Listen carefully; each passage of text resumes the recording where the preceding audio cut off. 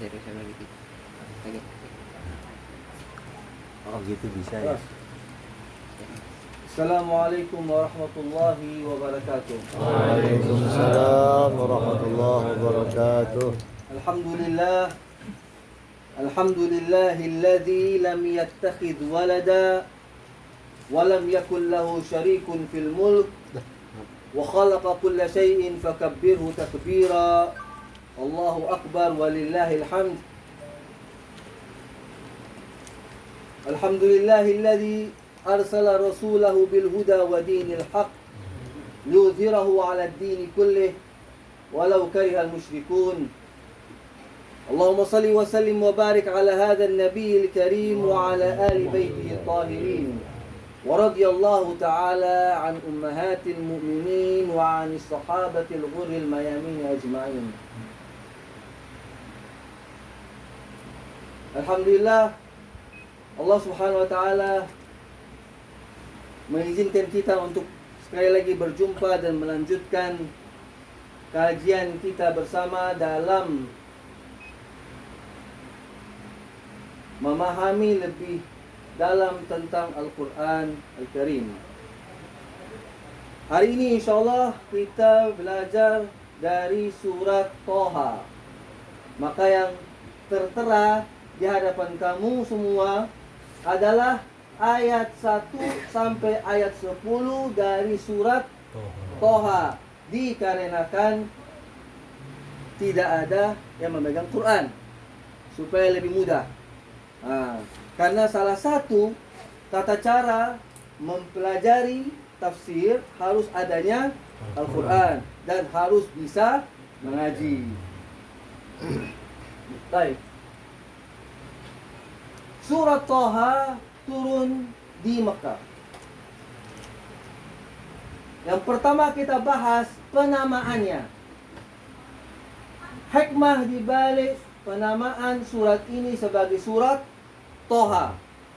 Sebagaimana banyak orang sudah tahu, Thaha merupakan salah satu panggilan mesra Allah kepada junjungan kita Rasulullah sallallahu alaihi wasallam. Ulama tafsir berbeda pendapat tentang arti sesungguhnya dari Thaha. Menurut saya secara pribadi yang paling dekat pemahamannya artinya Thaha yang artinya wahai manusia suci, dari kata-kata tuhur. Nah, kalau kita buka buku tafsir, hampir semua ulama menafsirkannya dengan mudah. Ta sama ha salah satu huruf hijaiyah, salah satu huruf Arab atau hijaiyah yang mengetahui sesungguhnya artinya hanya Allah Subhanahu wa ta'ala. Satu hal yang kita harus perhatikan, jangan sampai keliru. Apa? Al-Quran bukan, dengar ya, Al-Quran bukan bahasa Arab. Al-Quran diturunkan dalam bahasa Arab. Beda. Al-Quran firman Allah, bahasanya Allah. Jelas? Tapi ditulis dalam bahasa Arab. Untuk bangsa Indonesia lebih mudah memahaminya karena kita pernah mengalami itu. Kita pernah hidup di zaman, di saat dimana bahasa Indonesia diucapkan tapi ditulis dalam huruf Arab Jawi. Tulisannya Arab, tapi ketika dibaca, kamu mau pergi kemana? Saya pergi ke pasar, tapi tulisannya bahasa apa itu? Bahasa Indonesia ditulis dengan bahasa Arab. Demikian Al-Quran. Jadi jangan sampai keliru. Al-Quran bukan bahasa Arab, bahasanya Allah, tapi ditulis dalam bahasa Arab. Oleh karena itu firman Allah berbunyi apa? Inna anzalnahu Qur'anan Arabiyya. Kami turunkan Al-Quran dalam bahasa Arab. Allah nggak bilang hadza Qur'an Arabi. Jelas? Berbeda. Paham? Nah, dari Thaha itu bahasa Allah. Bahasanya Allah Subhanahu wa ta'ala. Yang paling dekat yang kita ambil artinya wahai manusia yang sangat amat suci. Itu hikmah pertama di balik namanya. Hikmah kedua, surat ini secara khusus diperuntukkan untuk Rasulullah SAW. Maka surat Thaha awal ayatnya berbicara kepada Rasulullah atau berbicara tentang Nabi, dan di akhir ayat, di akhir surah pun berbicara tentang Rasulullah SAW. Jelas? Mari kita masuk dan perhatikan. Qala Allah Ta'ala, A'udzu billahi minasyaitonir rajim, Bismillahirrahmanirrahim. Thaha ma anzalna 'alaikal Qur'ana litashqa. Apa artinya? Wahai Thaha, tidaklah kami turunkan Al-Qur'an kepadamu litashqa, supaya engkau susah.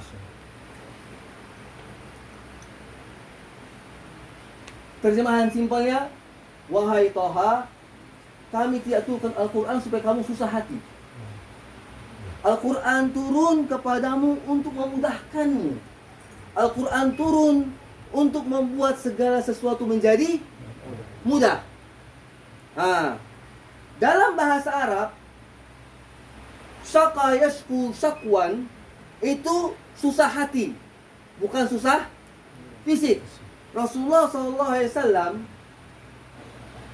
teramat sangat mementingkan, mencintai hamba Allah, terutama umatnya.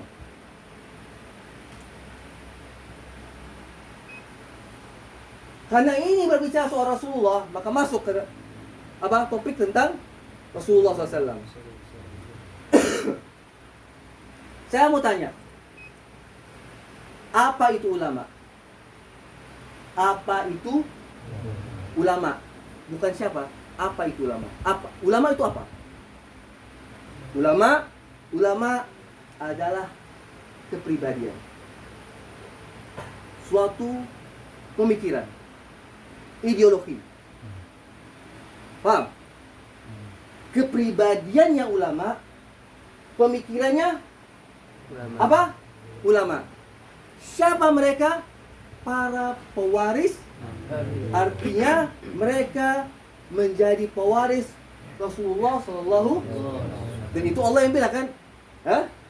Al-ulama'u warasatul. Itu Allah yang bilang. Bukan kata ulama A, bukan kata A, bukan kata B. Al-ulama warasatul anbiya. Jadi ulama itu cerminan dari Nabi. Jadi kalau ada yang mengatakan ulama itu orang yang banyak ilmunya, salah. Kenapa? Karena pernahkah Allah mengangkat seorang nabi jadi nabi karena banyak ilmunya? Tapi kenapa mengangkat Musa sebagai nabi, Isa sebagai nabi, Nuh sebagai nabi? Kenapa? Karena hatinya suci, pikirannya suci. Maka seorang ulama harus kepribadiannya kepribadian seorang nabi. Kalau tidak, maka dia bukan ulama. Rasulullah SAW nabi yang paling suci. Di usia mudanya sudah memikirkan umat. Dan kita insya Allah semua tahu kisah tentang beliau yang sering pergi ke Gua Thur, Gua Hira. Meninggalkan rumah, pergi ke sana. Dalam bahasa Indonesia bersemedi, dalam bahasa Islam beriktikaf. Saat itu Islam belum turun. Dia ngapain di Gua Hira? Dia duduk memikirkan umat ini gimana supaya dapat hidayah. Kalau insya Allah mudahkan kamu bisa berangkat haji atau umrah dan pergi ziarah ke tempat Gua Hira, kamu akan menemukan di dalam gua itu ada celah. Kalau kau perhatikan dari celah itu, maka langsung tertuju kepada Ka'bah. Di Rasulullah duduk sambil memandang, lihat umat ini ngiterin Ka'bah sambil megang-megang elus-elus berhala. Susah hati dia sebelum dia menjadi nabi. Sudah mikirin gimana ini saya selamatin umat. Jelas? Nah, maka jangan sampai keliru kalau ada yang mengatakan Rasulullah SAW pernah sesat, kemudian Allah dapat hidayah dengan dalil yang dia sampaikan, wajadaka dhalan, Allah menemukanmu sesat dan Allah memberikanmu hidayah. Kalau dia pernah sesat, ngapain dia jadi nabi?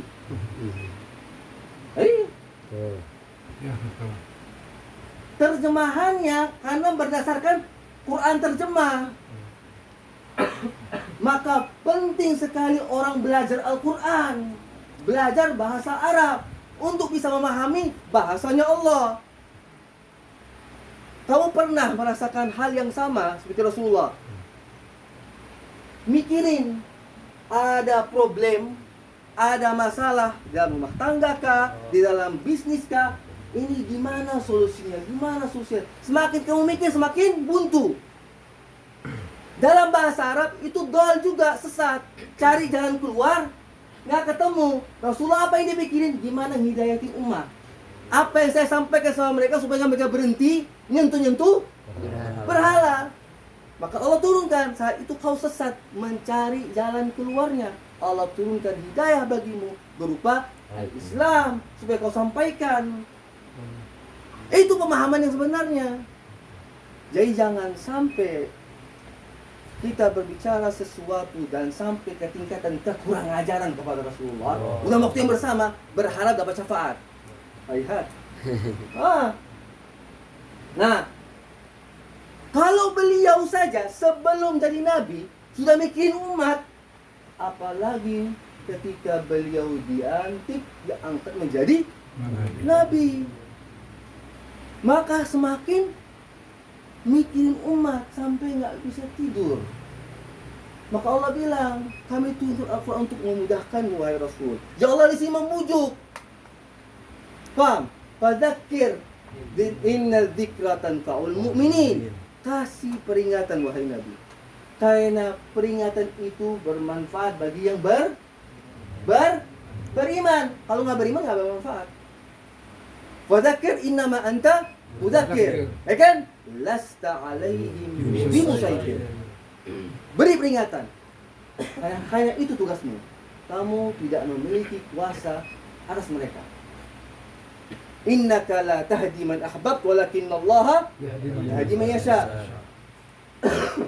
Itu semua pernyataan Allah untuk apa? Meringankan beban Nabi supaya dia nggak gundah. Tapi perhatikan di ayat yang berbeda apa? Wa innaka la tahdi ila siratin mustaqim. Dan sesungguhnya engkau wahai Rasulullah mampu memberi hidayah ke jalan yang lurus. Artinya apa? Kalau orang sudah bobrok, kalau hatinya sudah Allah tutup, hatta Rasulullah SAW yang berbicara kepada dia nggak akan pernah berubah. Itu maksud dari ayat itu semua. Ngapain kau susah hati? Hatinya sudah kututup. Khatamallahu ala qulubihim wa ala sam'ihim wa ala absarihim ghishawa. Siapa yang tutup? Siapa yang tutup? Kenapa Allah tutup? Karena dia nggak mau. Maka ada hadis Nabi yang berbunyi, wahai umat, jika kamu tidak ibadah, nggak sholat, nggak ngaji, jika kamu berbuat demikian, kamu nggak ibadah kata Rasulullah, ingat, bukan karena kamu yang malas, bukan karena kamu yang nggak mau, bukan, karena Allah nggak mau kamu ibadah. Allah. Harus ingat itu sabda Rasulullah. Jadi jangan anggap, ntar saya sholat, ntar saya ngaji. Bukan ente bilang ntar. Allah nggak mau. Karena sholat itu ibadah, untungnya kepada siapa? Kepada kita. Allah nggak dapat apa-apa. Allah nggak butuh kita sholat. Dan seandainya pun kita sholat pagi malam, dari pagi sampai malam, non-stop, kira-kira cukup itu memasukkan kita ke surga? Kagak. Tapi kenapa kita sholat? Itulah yang membedakan antara kita dan non-muslim. Rasulullah pernah ditanya, apa bedanya kita wahai Rasul dengan orang kafir? nahnu nusalli wa hum la. Itu bedanya. Maka sholat itu menjadi lambang seorang muslim menghambakan diri kepada Allah Subhanahu wa taala. Maka Allah Subhanahu wa taala, kita kembali ya. Kami tidaklah turunkan Al-Qur'an atas wahai Rasul supaya kau susah hati, enggak. Supaya kau enak, supaya kau tenang. Kalau memang ahli neraka udah ahli neraka deh. Ya enggak? Illa tadhkiratan liman yakhsha. So, perhatikan. Ya. Ma anzalna 'alaikal Qur'an. Ya. Itu lengkap ya. Ma anzalna 'alaikal Qur'an. Ini pembacaan yang sebenarnya. Kalau kan tata cara mengaji ada 7 cara. Insyaallah di waktu dan kesempatan Allah kasih umur, kasih kesehatan. Amin. Jadi pembaca itu ada tata caranya. Tata cara yang pertama sudah kita tahu kan? Ma anzalna 'alaikal Qur'ana litashqa illa tadhkiratan liman yakhsha. Pembacaan yang kedua, ma anzalna 'alaikal Qur'an illa tadhkiratan liman yakhsha. Kami tidak menurunkan Al-Qur'an kepadamu kecuali hanya untuk satu tujuan. Tadhkirah, menjadi pengingat bagi orang yang betul-betul khasyah kepada Allah Subhanahu wa taala. Apa itu khasyah? Dalam bahasa Indonesia bilang takut. Betul tidak? Karena bahasa kita Masya Allah miskin. Enggak? Tapi khasyah yang sesungguhnya apa? Takwa. Paham? Khasyah itu sesungguhnya apa? Nama lain bagi takwa. Yang pernah dengar itu pasti sudah tahu jawabannya. Apa itu takwa? Apa itu? Takwa itu kita apa? Ingat, kita berlindung diri. Kita berlindung diri Dari Allah. kepada Allah dari Allah. Itu arti takwa yang sesungguhnya.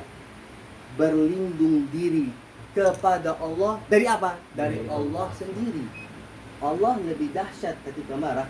Gak ada artinya itu neraka. Apalagi azab kubur. Kalau Allah marah sama kita, na'udzubillah, kita mau selamat gimana caranya? Tidak ada jalan. Kecuali kembali kepada Allah. Itu takwa yang sesungguhnya. Penerjemahan artiannya yang sesungguhnya. Kita berlindung diri kepada Allah dari murkanya Allah, dari marahnya Allah dan sebagainya. Paham? Kalau Allah sudah marah, neraka nggak? Nggak ada artinya. Nah, maka Al-Quran itu bermanfaat bagi siapa? Orang yang ada khasyah. Kembali kan? Innama yakhshallaha min ibadihi ulama. Jadi kamu orang bisa jadi ulama. Bisa, kenapa enggak? Karena ulama itu ini takwa, pemikiran. Rasulullah bersabda apa? Betapa banyak, dengar, betapa banyak si pendengar lebih paham dari yang bicara. Betapa banyak si pendengar lebih takwa dari yang bicara. Kapan dia ngomong begitu? Ketika dia minta sahabat Nabi untuk mengaji. Mereka bilang, masa saya ngaji kepadamu wahai Rasul, sedangkan Al-Quran turun kepadamu? Boleh jawab begitu. Belum tentu yang kau yang baca kau lebih paham. Nanti nggak? Kita kembali. 2,5 jam. Hah? Gak apa-apa. Saya baru ayat 3. Tanzilan mimman khalaqal arda was samawati al-ula. Al-Quran itu ayat yang keempat ini penekanan.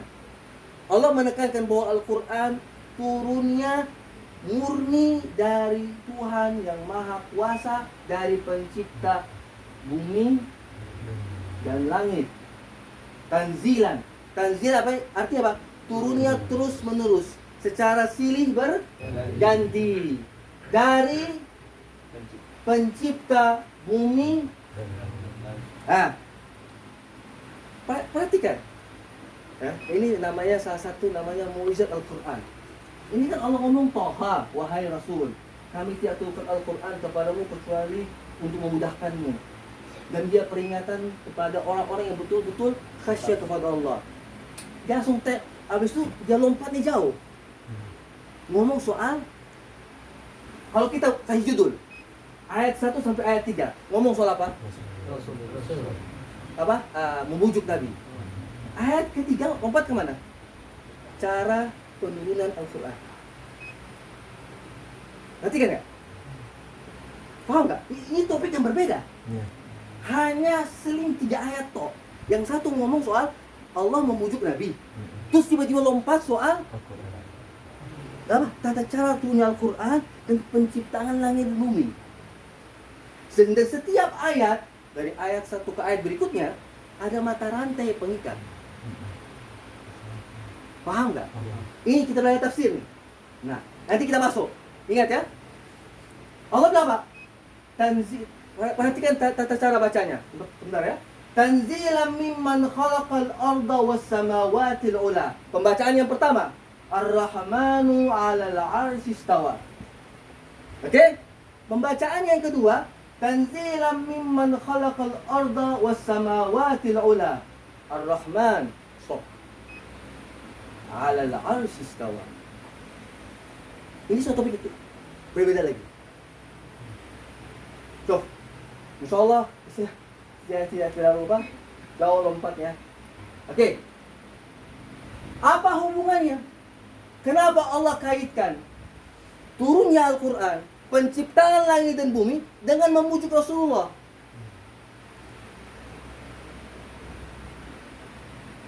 Manusia secara psikologi gampang berubah. Mungkin kamu pernah ngerasain, yang tadinya sedih, lagi ada masalah, contoh nih, atau lagi habis berantem, terus tiba-tiba ente dengar, ya, tim favorit kamu menang, berubah nggak? Nah, ya nggak? Ada apa? Pemetik, pembangkit, tau nggak? Pergerakan. Ya, pemicu yang tadinya arah mana ente punya mood bisa berubah drastis. Kayak yang tadi nggak marah, wah tim lu menang, wow langsung berubah. Paham nggak? Manusia secara psikologi bisa berubah perasaannya sesuai dengan fenomena alam, sesuatu hal yang luar biasa terjadi. Apa pelajarannya kepada Rasulullah dan kepada kita? Kalau kamu lagi susah hati, lagi gundah, perhatikan langit dan bumi. Perhatikan tanda-tanda kebesaran Allah. Lihat langit, lihat bumi, lihat gunung, lihat laut, lihat air terjun. Kamu akan tenang. Paham?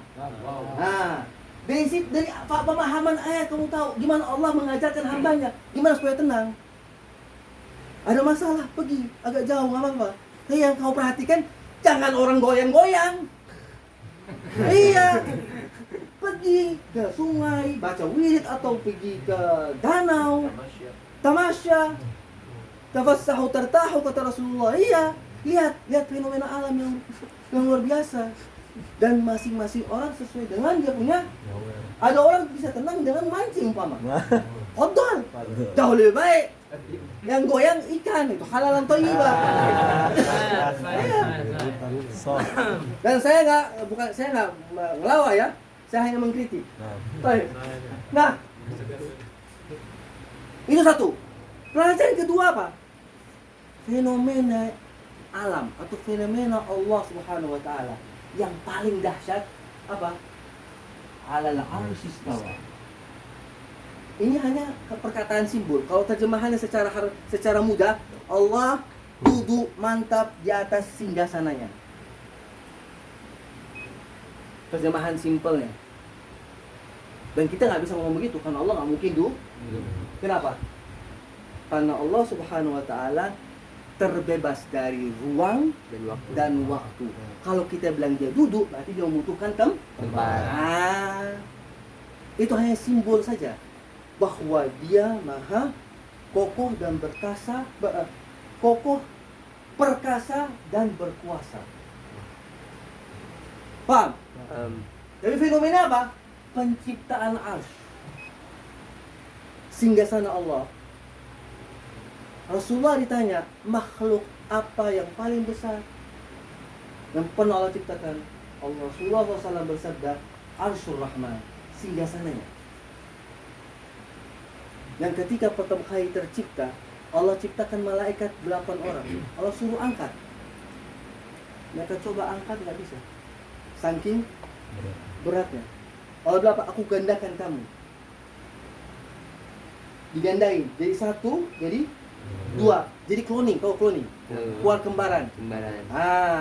Dari 8 digandakan menjadi 80.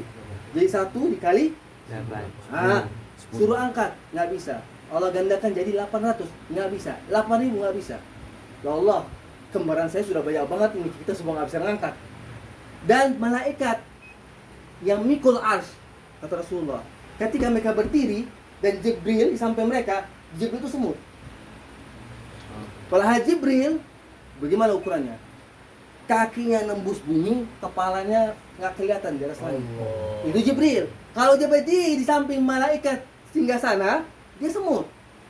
Bayangin bagaimana arsy sekarang. Paham. Mereka bilang, ya Allah, kembaran kami sudah banyak. Wa gak ada mempan. Allah bilang apa? Wa ajarkan sawa'alimukum kalimat. Qulu subhanallah walhamdulillah wa la ilaha illallah. Allahu Akbar, Ibrahim yang tambahin. Mereka bilang subhanallah walhamdulillah wa la ilaha illallah. Baca itu. Ketika mereka baca, terangkat tuh arsy. Terangkat. Bisa mereka angkat. Dengan jumlah 8 orang. 8 malaikat, sorry, orang. 8 malaikat, keangkat. Allah bilang jalan.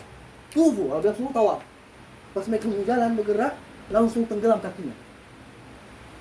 Paham? Bisa keangkat, begitu jalan beban. Mereka semakin karena mereka yakin sama Allah, yakin sama sosial Allah berikan, mereka tetap baca subhanallah walhamdulillah wa la ilaha illallah. Terus begitu. Apa Rasulullah bilang? Apa yang terjadi? Arsy itu bergerak.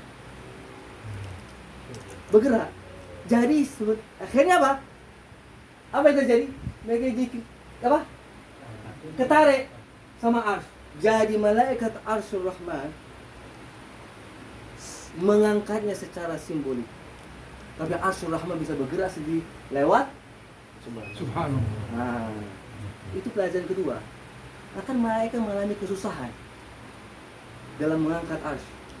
Maka Allah bilang apa? Ketika kamu mengalami kesusahan, mau tahu wiridnya? Baca subhanallah walhamdulillah wa la ilaha illallah. Kesusahan yang kamu hadapi akan bergerak dengan sendirinya menjauh kamu. Jelas? Jadi yang pertama, perhatikan fenomena alam, kebesaran Allah Subhanahu wa taala, hati jadi tenang dari masalah dan lain sebagainya. Dan kuatkanlah dengan zikir. Jangan tunggu masalah datang baru mulai zikir, percuma. Ambil pelajaran dari siapa? Nabi Allah Yunus alaihissalam. Kita lebih hebat dari Nabi Allah Yunus? Enggak. Cobalah kita dibandingkan kukunya yang kotor. Lalu Allah bilang apa dalam Al-Quran?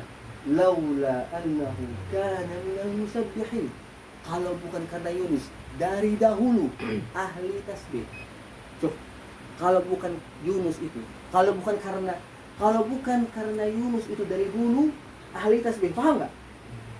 Ya Allah bilang, kalau dia dari dulu nggak tukang tasbih, nggak ahli zikir, lalabita fi batnihi ila yaumid din.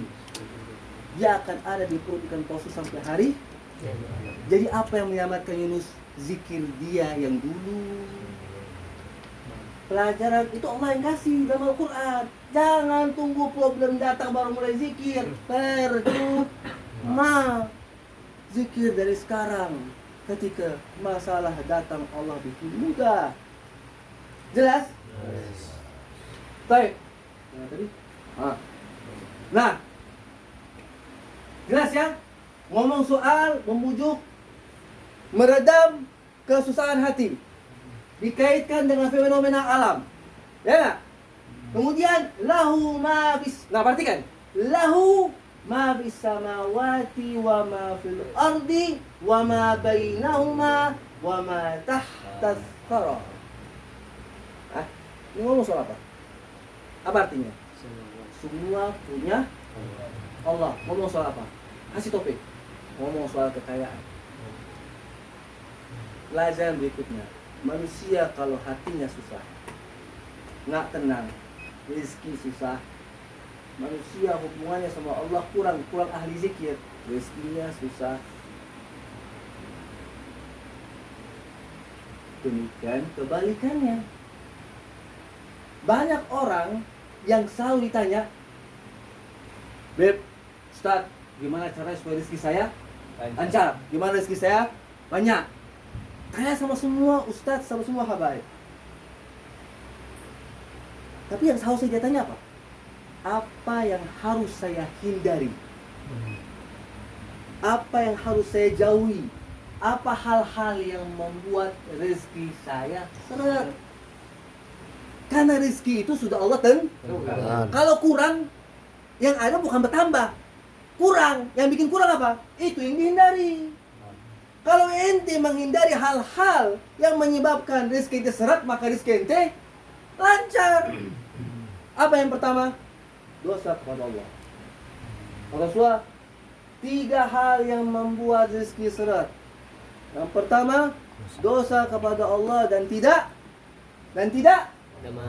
tobat. Lama sekali. Capek. Saya yang teriak di sini. Yang pertama, dosa kepada Allah dan tidak. Yang kedua apa? Konflik keluarga. Bapak sama anak, anak sama ibu, suami istri ribut, bikin rezeki seret. Siapapun orangnya, gak ngaruh bagi Allah. Hindari. Maka oleh karena itu kan orang tahu, banyak masalah orang banyak tahu. Silaturahim memperbanyak rezeki, tapi kerjanya mutusin silaturahim. Silaturahim yang paling utama apa? Lingkaran pertama, bapak sama anak, anak sama ibu, suami sama istri. Itu lingkaran pertama, silaturahim pertama. Kalau itu aja nggak bener, apalagi yang lain. Rezeki tambah seret. Yang ketiga apa?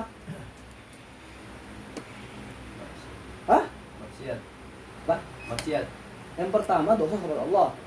Ini kalau kita berdosa, rezeki kita nggak akan banyak kalau kita nggak tobat. Yang kedua, konflik keluarga. Yang ketiga, zolim sama orang. Paham nggak? Zolim sama orang. Kalau orang buka kontrakan, ya nggak? Tahu kontrakan kan?